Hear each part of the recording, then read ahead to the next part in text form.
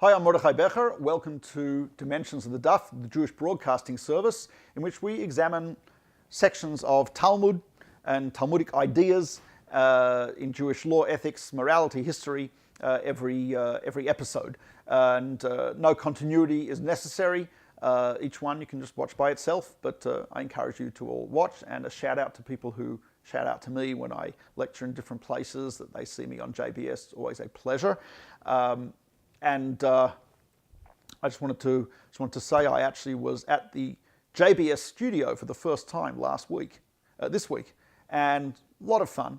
Great place. I don't suggest you visit because they're all working very hard there, but I had a great time with all the staff there, and to see that this is normally not filmed at the studio, it's filmed at my home, hence the background is actually real. This is not a green screen. Okay. Anyway, today a little more recreational than usual. We're not going to do something heavy, halachic legal topic. Last time I did how to be a kosher spy, Mossad and halacha. We talked about alternative therapies in Jewish law. This time is a little more historical, recreational. It's always wonderful to have old books, etc. This actually happens to be a book which is, as you can see, it is old. This is actually from 1720, from Italy. And so generally, and I have a good friend of mine, who just bought a handwritten Chumash Bible from 11th century France. It's from around 1030. That's about 1,000 years old, handwritten Chumash. Now, what's interesting about these, and I want to talk more, is not about the book itself, but the stuff in the margins.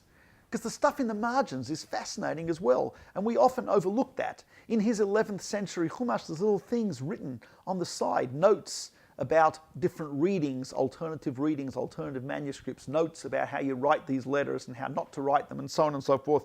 This has got a little note in the margin that it's owned by these Jewish brothers in Italy, the Sforni brothers of Saronia, Italy, and they own this. So it's always interesting to see what's in the margin. So I would like to look at, if you look at the first screen, this is a synagogue which was built in 1012, 1025 actually.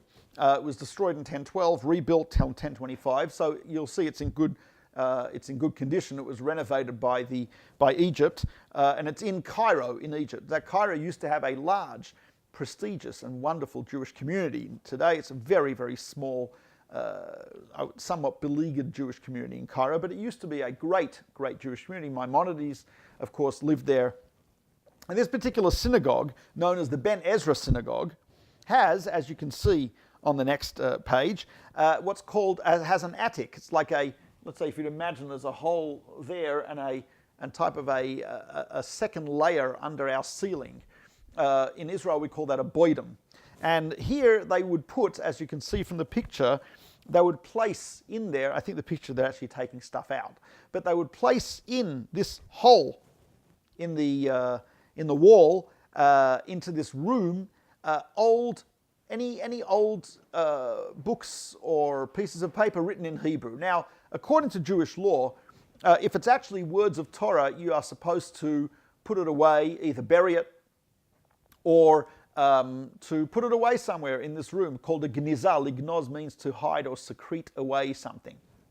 However, the Jews of Egypt, thank God, were very stringent about this, and they put away anything written in Hebrew letters, whether it was Arabic written in Hebrew letters, whether it was a contract, a business letter, social letter. It was written in Hebrew. They considered it somewhat holy, and they put it away, which is fantastic. Why is that fantastic? It's fantastic because when this was actually brought to light to scholarship in the 19th century, people discovered a huge treasure trove of the history and the scholarship and the lives and the sociology of the Jews in Cairo and in the whole Mediterranean region for 1,000 years. So as you can imagine, it's fascinating. But I'm not concerned so much with the actual manuscripts themselves right now. Today, we're going to look at what was in the margins, the scribbles and the doodles on the side. The first page, or the page that you will see now, is from the Guide for the Perplexed. Maimonides, the great sage born in Spain, forced to leave Spain with his family when he was about 16 because of Islamic persecution by the Almohads, went from there to Morocco, persecution followed, Morocco to Israel. Israel had crusaders, not so safe, so eventually he ended up in Cairo in Egypt, and where he found a comfortable and good community in which to live. He eventually became the physician, court physician of the Cairo royalty, a man by the name of Saladin, or Salah al-Din in Arabic. And of course, Maimonides was not primarily a physician, he was primarily a Torah scholar. And he wrote one of the great codifications, if not the greatest codification of all of Jewish law, called the Mishneh Torah, in beautiful, clear, concise Hebrew. He wrote a commentary on the entire Mishnah in Judeo-Arabic. That's Arabic but written in Hebrew letters. Like Yiddish is type of like German written in Hebrew letters, lots of Hebrew thrown in. That's what Judeo-Arabic was, the Yiddish, the Jews of Cairo. And he also wrote one of the greatest medieval philosophical texts at all, not just in Jewish texts, but one of the great medieval books of philosophy called Guide for the Perplexed, Moreh HaNevuchim. Now he wrote that in Judeo-Arabic, Hebrew letters, but Arabic script. And it was is a very deep, wonderful philosophical work that deals with pretty much all of Jewish philosophy. And here we have actually in this Geniza, in this hideaway, in that synagogue in Cairo, there are manuscripts in Maimonides' handwriting, signed by Maimonides, of all of the books that I mentioned beforehand, all there, okay, with things that he crossed out and rewrote. Little indications in the margin that he changed maybe the order of a couple of laws in his book of Code of Law. And that's very interesting because that means even the order of the laws was thought out by Maimonides. Even the titles of the chapters, there's one particular chapter, I don't know if I have it here, but it starts off with, it says, laws of damages. And that's crossed out, and it says laws of damage by property. I guess he looked at it and he said, no, damages is too broad a category. This particular section deals with damage done by your property, your animal, your wagon, your car, your etc., your autonomous vehicle, and so on and so forth. And so he crossed it out and rewrote property damage, or damage by your property. So there was a great care taken by Maimonides, which you can look at in the margins and see his corrections, his rewriting, which gives you a wonderful insight into his thought process, not just the end process the end of the process that we see in his published works, but you can actually see his mind at work. Here is a manuscript you'll see on the screen of Guide for the Perplexed, and you'll see an arrow on the side there. I'm assuming everyone has color television now, right? So that's a blue arrow, right? So anyway, it's always gets you nervous when you see a motel that has a sign advertising color television. I mean, haven't we had color television since the 1960s? Right? I mean, if they're still advertising color television and air conditioning, that's a place I would like to stay away from. Anyway, but getting back to where I was, so have a look here. You'll see right smack bang in the middle left of that manuscript, there's a squiggle. What's the squiggle, ladies and gentlemen? That is a Maimonides squiggle or doodle. Now, I asked someone at Cambridge University, where this actually is, it's in Cambridge University in England, and I asked one of the curators there, what do you think that squiggle is? Now, his conjecture was that Maimonides had been, his pen was running out of ink, so he dipped it again and did a squiggle to get it flowing, and then continued, and you can see a little bit that the letters before the squiggle seem to be a little lighter, the letters after the squiggle seem to be a little darker, so maybe that's correct. I bought an Arabic calligraphy kit from Amazon, which was really cheap, but it was a traditional medieval pen made of, I think it was reed or bamboo with some ink and stuff. And I tried it, and the truth is that type of pen can only hold enough ink anyway for 2 letters. So you wouldn't be getting it flowing, you'd just be using up the ink in it. You have to dip it again anyway. So I'm not exactly sure how that would work unless he had a pen that was different from the one that I bought from Amazon, which is possible. The other possibility is to doodle.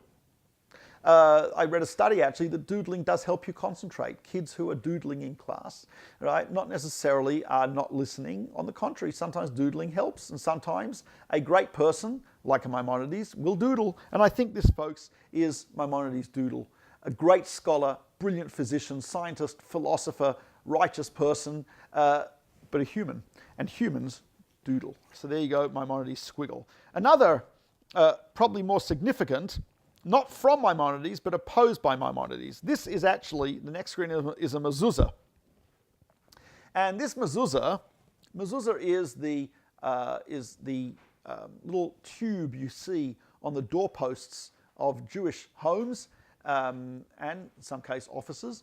And it's got in it parchment, which has written on it sections of the Torah. The Shema, 2 sections of the Torah in Deuteronomy, both dealing with the love of God, the obligation of the commandments, the unity of God, the fear of God, reward, punishment, and it's very, very beautiful. And it says you should write the words of Torah on the doorpost of your house. Now, in Hebrew, mezuzah means doorpost, but colloquially, we talk about the scroll that we put on the mezuzah, we call that a mezuzah as well. Now, Maimonides writes that there were people who would write names of angels and names of different names of God and in the margins of the mezuzah. And then why? Because he says these people, he puts it very strongly, he says, those who write the names of angels, other sacred names, verses or forms on the inside are those who don't have a portion in the world to come. Not only do these fools nullify the mitzvah, the commandment, but furthermore, they transform a great mitzvah which reflects the unity of God, the love of God, and the service, and they turn it into a talisman for their own benefit. They, in their foolish way of thinking, think that, look, if you've got what the Torah says to write in this parchment, if we put in some other stuff, it should make it even better. He says these people are fools. He says because the mezuzah is not a good luck charm. Adding stuff to it's not going to make it better. On the contrary, it is a fulfillment of a divine commandment to write these specific words on your doorpost. So it's interesting, if you look at the mezuzah, which I have pictured here, found in Cairo, you will see that people did exactly what Maimonides says not to do. There's on the left side of the mezuzah, there are names of angels. At the bottom, there are stars of David. Now, stars of David, I don't know if it was a Jewish symbol then. I think the first time we see it as a really specific Jewish symbol is not until the, 12th century, 13th century. But nevertheless, people scribbled stuff on it, and they wrote stuff on the mezuzah. Again, Maimonides was against this because they were looking at the mezuzah as a type of a good luck charm, and writing stuff on it they felt would help them. So the margins here are very important. This is the type of mezuzah that Maimonides saw and objected to strenuously. Now on the next slide, you'll see a letter from the Jewish community of Kiev. Kiev in the 10th century was in an area called Rus, not Russia yet, and not Ukraine, but Rus. And there were Jews in Kiev in the 10th century. It was one of the oldest pieces of evidence of Jewish presence there. 10th century is it's 1,000 years ago. So the Jews in Kiev, and it's a letter they wrote to the Jews of Cairo. And in this letter, if you look at the very bottom, someone scribbled something. The letter is written in Hebrew, but there's something scribbled at the bottom in another language that is not Hebrew, and it's not Arabic, and it's not Russian. What is it? Well, if you look at it, I've got it enlarged on the side. It's actually in a language called Turkic. Not to be confused with Turkish, Turkic. But that was the language of a group of people called Khazars who live in what nowadays we call Eastern Ukraine. And the Khazars were a tribe of non-Jews who actually sometime in the 8th century converted to Judaism en masse. The government, the king, the defense minister, and a whole bunch of the country became Jewish, and it became a Jewish kingdom of Khazars.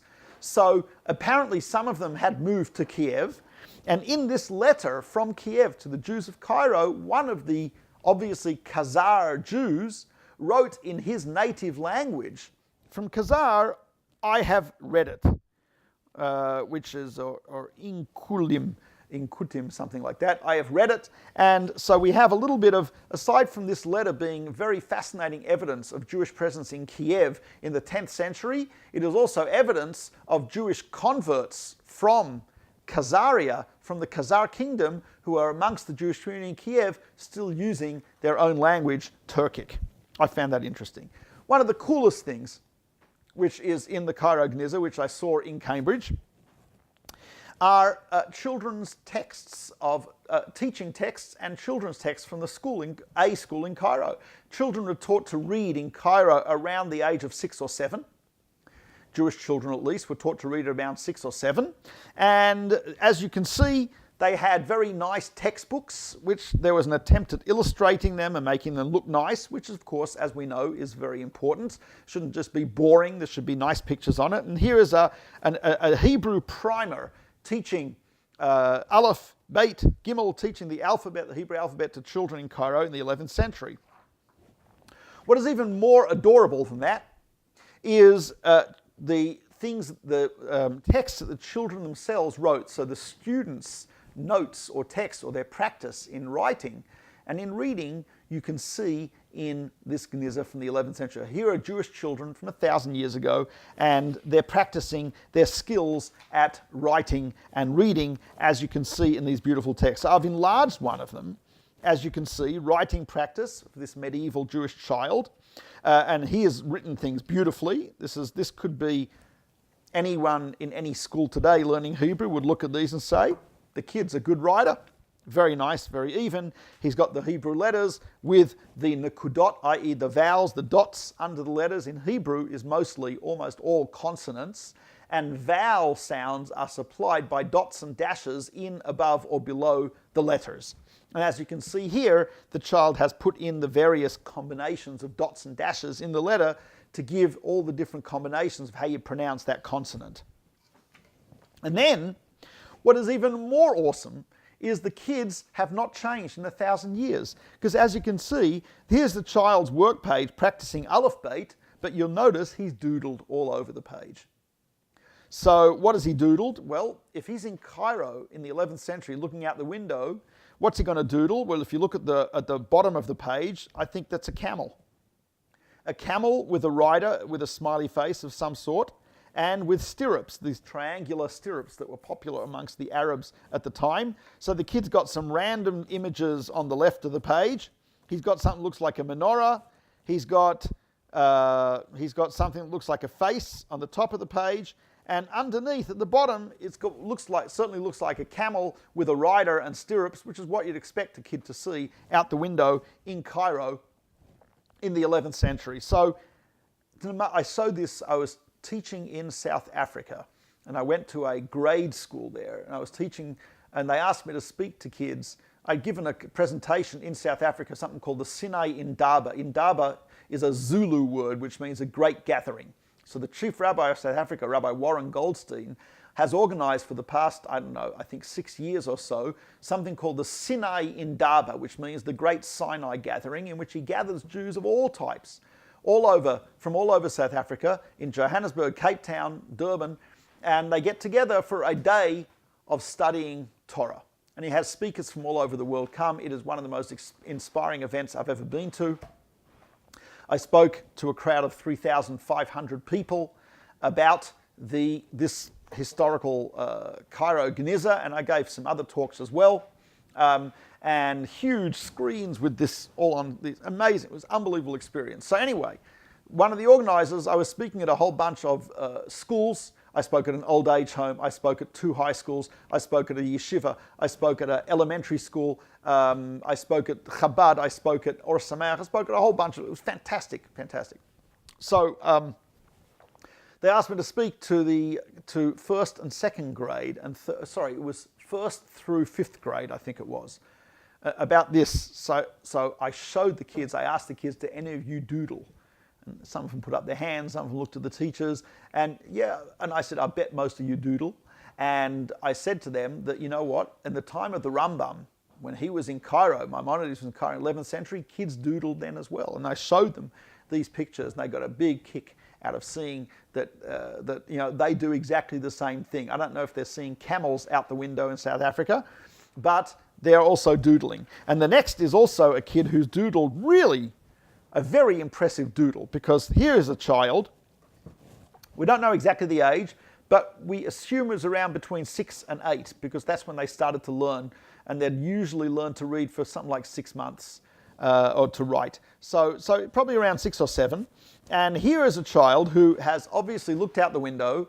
And what do you see out the window? One of the things you might see, depending where your school is the Nile River.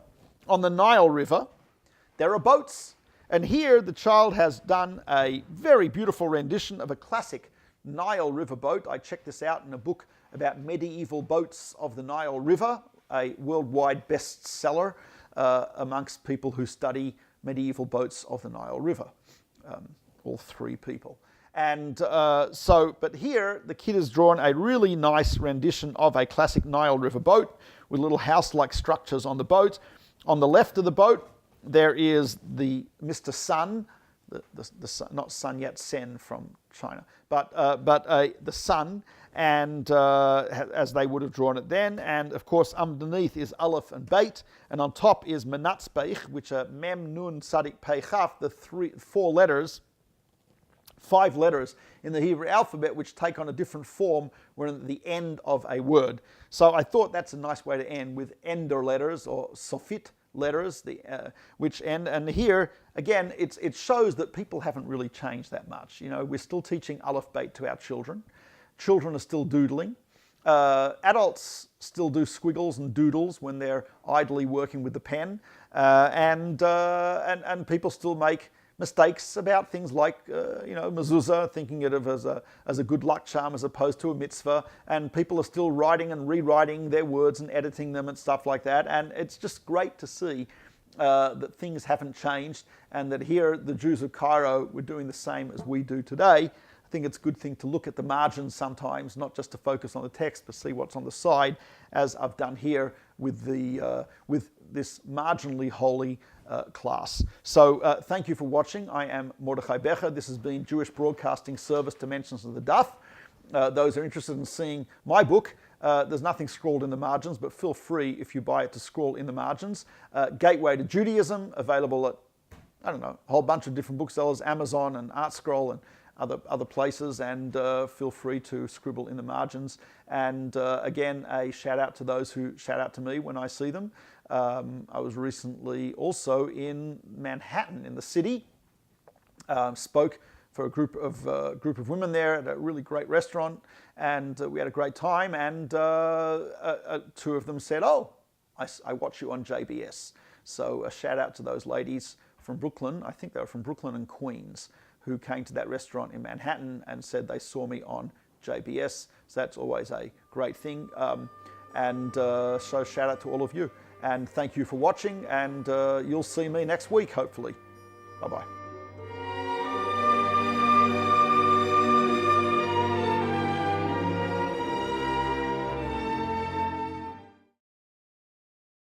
We would be pleased to send a complimentary DVD of this program to anyone who wishes to support JBS, the Jewish Broadcasting Service, with a tax-deductible gift of $36, double chai or more, to the nonprofit organization Jewish Education in Media.